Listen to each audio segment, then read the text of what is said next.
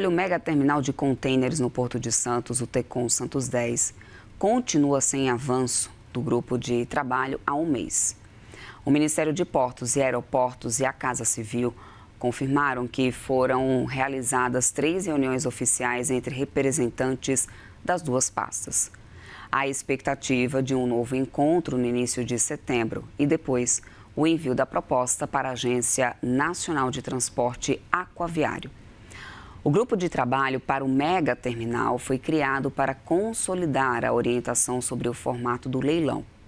A ANTAQ defende a restrição para empresas que estão no mercado de contêineres da região, enquanto a Casa Civil defende agora uma liberação, mas desde que haja o desinvestimento em caso de vitória. Enquanto não há uma definição, o cronograma do projeto continua pressionando o leilão do Tecon Santos 10 e já foi adiado, gente, olha só, 9 vezes. Atualmente, a expectativa do Ministério de Portos e Aeroportos é que a licitação ocorra apenas em 2027 e vem se arrastando essa situação, né? Bom, o fato é que o CAD abriu espaço para a Maersk e a MSC participarem do futuro leilão do Tecon Santos 10, portanto, o novo terminal de Santos.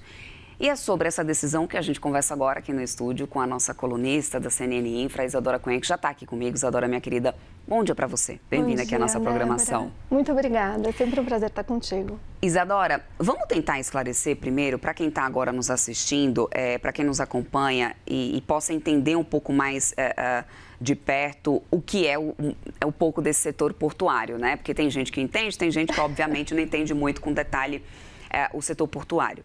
O que exatamente é o Tecon Santos 10 e por que esse projeto se tornou tão importante? E é preocupante a gente ter um adiamento como esse que a gente já vem acompanhando, já 9 adiamentos. Exatamente.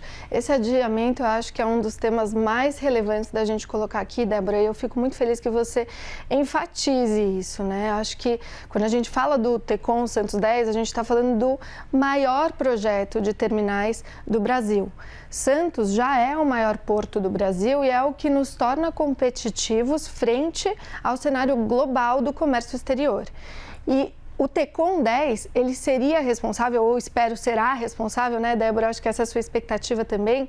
Será responsável por um aumento de pelo menos 50% da capacidade de movimentação de contêineres que a gente tem hoje, numa infraestrutura já estrangulada, numa infraestrutura que vem crescendo nessa demanda, né? Então, se a gente pegar o ano de 2025 e até o ano de 2024, a gente vem batendo recorde atrás de recorde quando o tema é movimentação de contêiner. E essa é uma tendência que com certeza vai se repetir esse crescimento nos próximos anos. Então, hoje o Tecon representa uma saída para fazer frente a uma demanda que já está posta e com uma infraestrutura que já está à beira do estrangulamento. Então, a gente perde competitividade se o Tecon 10 não for para frente. Uhum.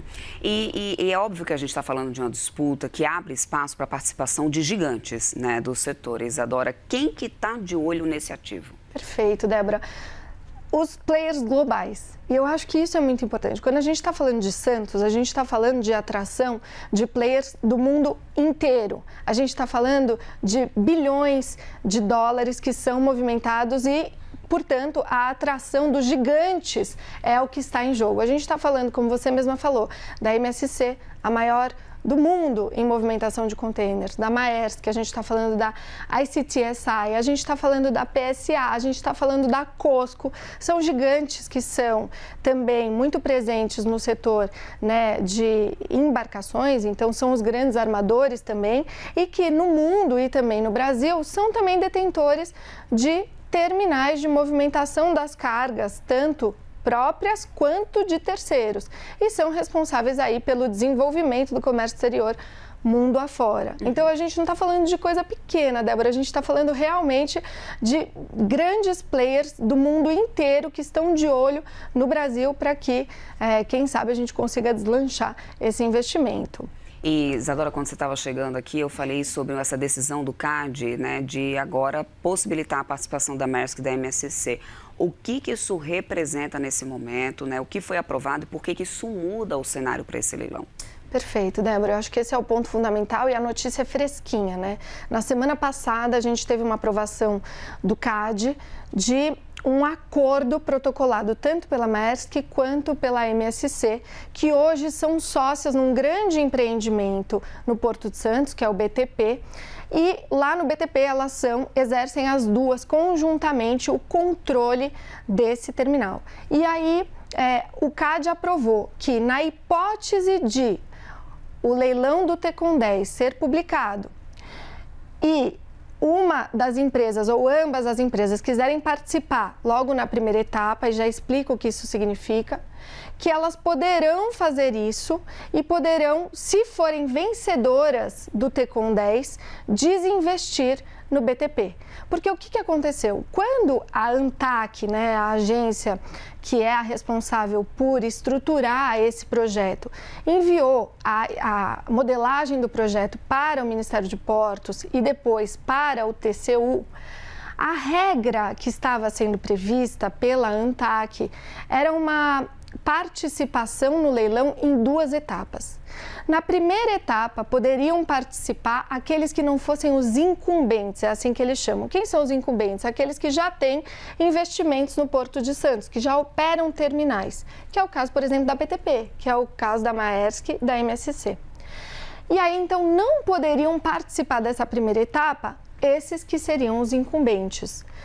Caso essa primeira etapa desse vazio, ou seja, que não tivessem interessados, isso é muito remoto, porque a gente tem, como eu te falei, diversos players de olho nisso, mas caso isso acontecesse, aí iria para uma segunda etapa e nessa segunda etapa poderiam participar os incumbentes. Isso foi para o TCU, gerou várias dúvidas e aí a Casa Civil, o PPI, o programa, a gente sempre fala dele, né, de parcerias e investimentos do governo federal, pegou a decisão do TCU e falou assim, gente, precisamos esclarecer porque estamos vendo que tem dúvidas aqui. Para a primeira etapa, a gente precisa classificar o que deve ser considerado como incumbente.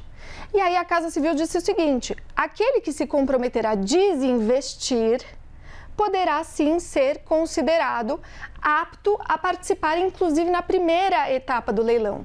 Então, voltou para a ANTAQ e falou, esclareça esse ponto, justamente para dizer, olha, se um incumbente tiver interesse em participar e ele protocolar o seu acordo de desinvestimento e aquilo for considerado ok, na hipótese de ele vencer, ele pode, então, assumir o Tecon 10 e desinvestir do seu terminal original. E é isso que o CAD aprovou, Débora. Ele disse o seguinte, Maersk e MSC estão aptas, não tem qualquer, situação aí anticoncorrencial, e eu acho que esse é um ponto importante, não tem nenhuma conduta anticoncorrencial, o CAD diz isso, caso a Maersk ou a MSC sejam vencedoras do leilão e desinvistam da BTP. Então, isso que é importante porque posiciona essas duas gigantes do setor logo na primeira etapa do leilão, junto com a CTSI,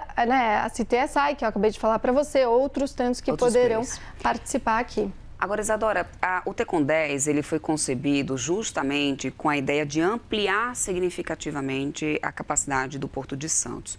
Mas se o vencedor já controla parte relevante das cargas marítimas, existe talvez ali o risco da gente ter mais capacidade física, mas sem o mesmo avanço de concorrência para possibilitar aí um pouco mais de liberdade de escolha dos usuários? Acho que essa é a tônica, né? No fim, o que a ANTAQ estava dizendo, quando ela propôs o leilão em 2 etapas, era isso, olha, eu tenho medo de uma concorrência, digamos assim, que priorize aqueles que vão favorecer a sua própria carga. Acho que essa era uma preocupação, ok, legítima. Acontece que isso foi submetido a diversas instâncias, inclusive ao próprio CAD, que é o órgão anticoncorrencial, ou melhor, o órgão que regula a concorrência e eventual conduta, e o próprio CAD, em diversas vezes, e agora eu acho que foi, né, a derradeira aí, né, mesmo a despeito de outras tantas questões que foram colocadas, inclusive pela própria ICTSI, pela própria ANTAQ, acho que o CAD mesmo falou, olha, não tem aqui essa ideia de que não será uma concorrência ampliada. Pelo contrário, qual é a regra? É restringir concorrência pensando em aumentar a concorrência? Isso parece meio paradoxal. E o próprio CAD falou, olha, realmente, acho que quem se comprometer a desinvestir poderia participar e isso não violaria uma regra concorrencial. O próprio CAD está dizendo isso. Mas hoje o que acontece é que tanto o Ministério de Portos e Aeroportos quanto a Casa Civil formaram um grupo de trabalho para discutir se vai ter algum impacto na concorrência e qual vai ser a diretriz da política pública que vai ser seguida. Nesses grupos de trabalho, eu acho que a gente vai precisar realmente ter aí uma aceleração do ritmo para definir isso o quanto antes, porque, Débora, o próprio ministro falou isso diversas vezes. Fazer o TECON 10 significa posicionar o Brasil em 15º do ranking mundial em termos do comércio exterior. Hoje a gente ocupa a posição 45. Essa é a relevância do TECON. Então, cada minuto que a gente perde, Débora, é quase como se fosse um imposto invisível. Por quê? Porque a carga está parada, não tem previsibilidade, o custo é maior, tem várias taxas que são ali, né, enfim, envolvidas nessa demora de desdobramento da carga do container e isso corre contra e, no fim das contas, é isso que faz a carga ficar mais cara para o consumidor. Então, assim, eu acho que a pergunta que você colocou, ela é perfeita. Tempo aqui, literalmente, é dinheiro no bolso de quem?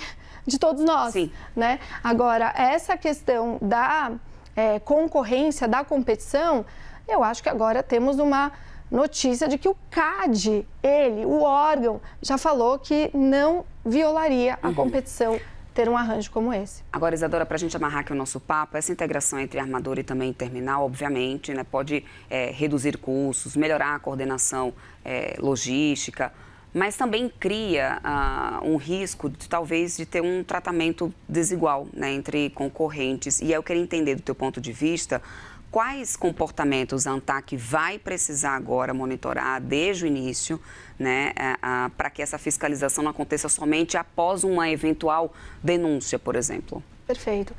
Os armadores, eles são aqueles que são, né, os detentores das embarcações, então a Maersk, a MSC, como a gente vinha falando. No mundo inteiro, eles são operadores de terminais também.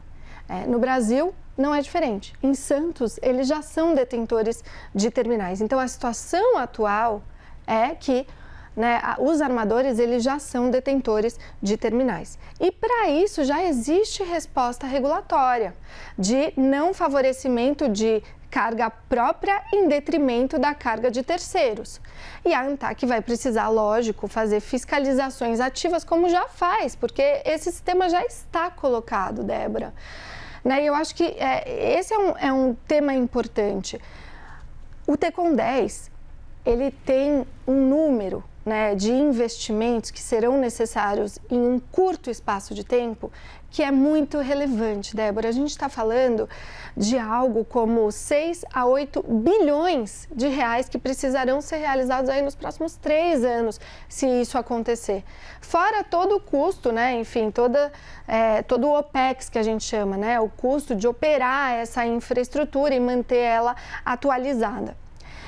Débora, para que você tenha o financiamento desse vultoso investimento, é até interessante você ter na outra ponta uma empresa que consiga te garantir um tanto de carga. E, né, as armadoras, elas conseguem fazer isso. Veja o que está acontecendo, por exemplo, em Suape. E aí, né, eu sei que você gosta muito desse universo de portos, posso falar aqui de uma forma um pouco mais sistêmica para você. Mas em Suape, em Pernambuco, o grande operador lá era a ICTSI.